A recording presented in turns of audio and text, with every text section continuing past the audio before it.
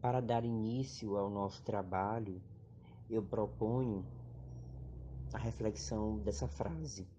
O conhecimento exige uma presença curiosa do sujeito em face do mundo.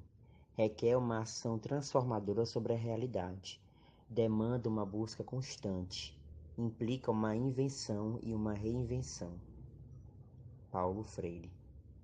Um dos maiores educadores brasileiros, criador do método inovador do ensino de alfabetização para adultos. Trabalhando com palavras geradas a partir da realidade dos seus alunos. Seu método foi levado para diversos países. Paulo Freire, ele nasceu em 1921 e faleceu em 1997. Seu legado para a educação é de valor inestimável. Ele foi certamente um filósofo da educação. Promoveu uma concepção geral de educação, que está baseada no processo de tomada de consciência de cada pessoa. A educação é esse caminho que nós percorremos para que o indivíduo se torne consciente de si mesmo, consciente do mundo, consciente de sua participação na sociedade em que vive. Toda sua pedagogia vai sendo denominada por ele mesmo e pelos outros de pedagogia do oprimido, pedagogia da libertação, a pedagogia crítica, porque ele propõe que através do ato de ensinar e através do ato de aprender, que se possa promover efetivamente a libertação de si próprio. Na sua teoria, o diálogo é muito importante, tanto para o professor quanto para os alunos. Paulo Freire, filho de Joaquim Temestócles Freire e de Edeltrudes Neves Freire, com 13 anos, perdeu seu pai e coube à sua mãe a responsabilidade de sustentar todos os 4 filhos. Sem condições de continuar pagando a escola, sua mãe pediu ajuda ao diretor de colégio, Oswaldo Cruz, que lhe concedeu matrícula gratuita e o transformou em auxiliar de disciplina e, posteriormente, em professor de linguagem portuguesa. Em 1943, ingressou na Faculdade de Direito do Recife. Em 1944, se casou-se com Elza Maria Costa de Oliveira, professora primária, com quem teve 5 filhos. Em 1947, foi nomeado diretor do setor de Educação e Cultura do Serviço Social da Indústria.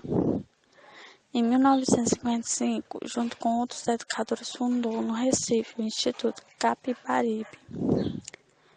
Preocupado com o grande número de adultos analfabetos na área rural dos estados nordestinos, que formavam um grande número de excluídos, Paulo Freire desenvolveu um método de alfabetização baseado no vocabulário do cotidiano e da realidade dos alunos. A iniciativa do educador foi aplicada pela primeira vez em 1962 na cidade de Angicos, no sertão do Rio Grande do Norte. O projeto ficou conhecido como 40 Horas de Angicos, onde Paulo Freire foi acusado de agitador e levado para a prisão, onde passou 70 dias e em seguida se exilou no Chile. Em 1969, Paulo Freire lecionou na Universidade de Harvard. Em 1980, com a anistia, retornou ao Brasil, estabelecendo-se em São Paulo. Foi professor na Unicamp e da PUC. Após a morte de sua primeira esposa, casou-se com a Ana Maria Araújo Freire.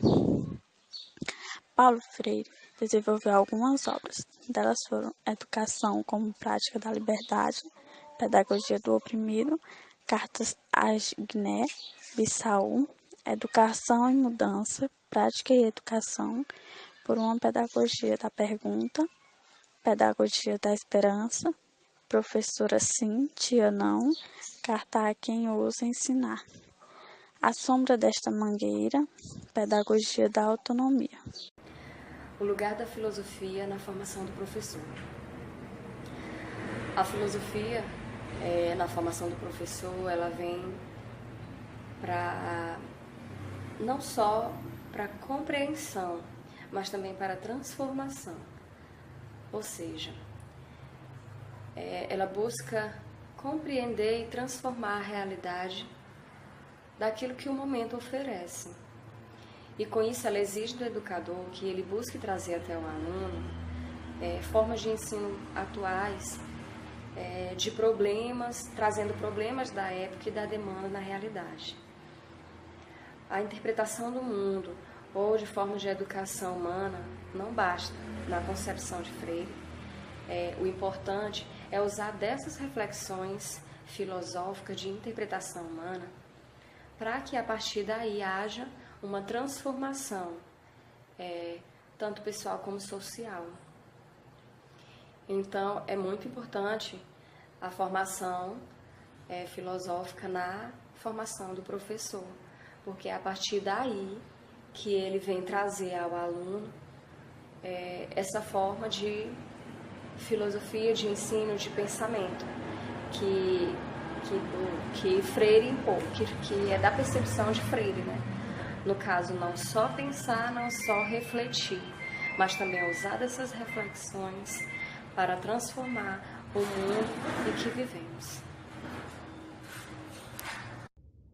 Bem, o método proposto por Paulo Freire não visa apenas tornar mais rápido e acessível o aprendizado, mas pretende habilitar o aluno a ler o mundo.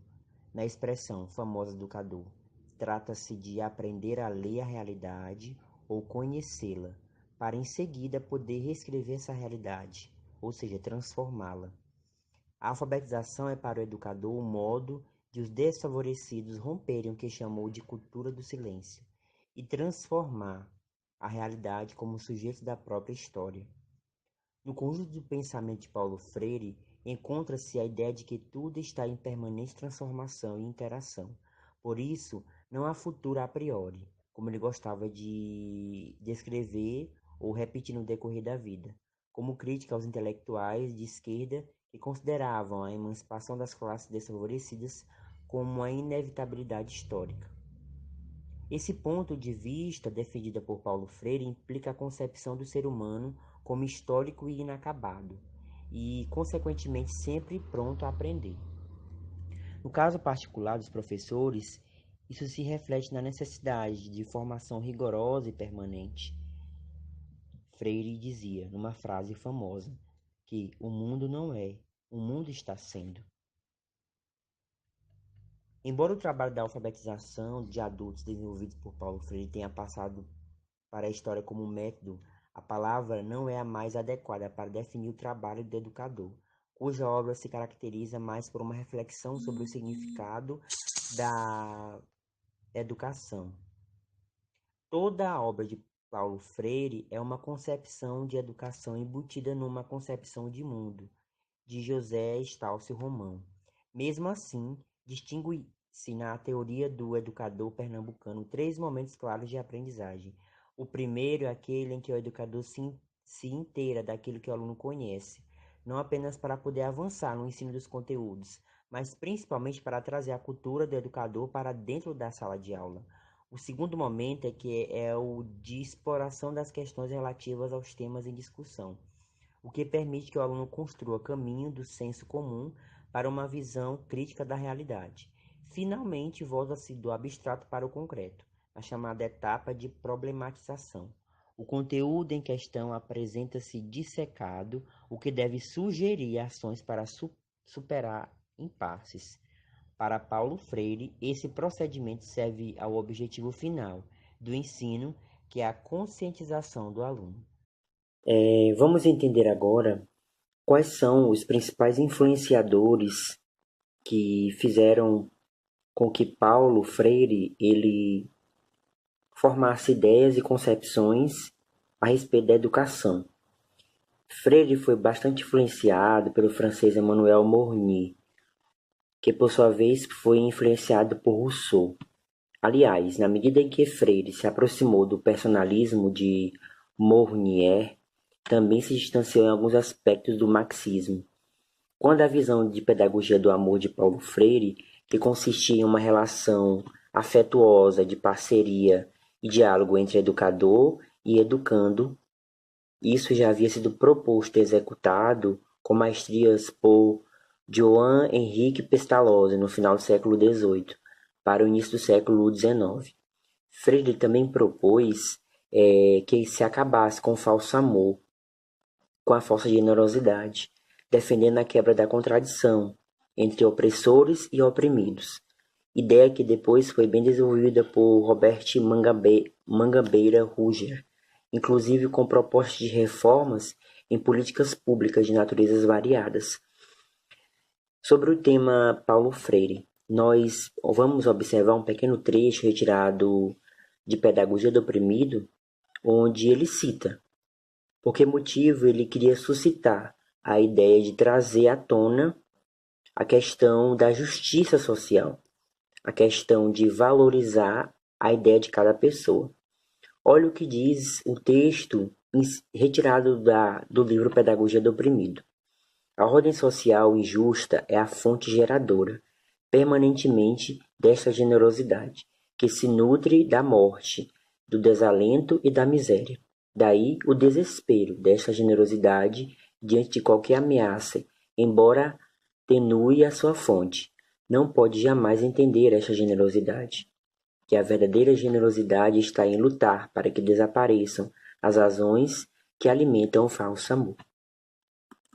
Então, a ideia de que a política apenas adoça a pílula amargadora do capitalismo, tão forte em Mangabeira Ruger, que já havia sido, portanto, trazido por Freire, e o objetivo dos dois pensadores não é intensificar a contradição entre opressores e oprimidos, mas aproximá-los por meio de mudanças estruturais. Os alertas de Freire nesse sentido eram frequentes, inclusive fazendo críticas àqueles revolucionários que se tornaram opressores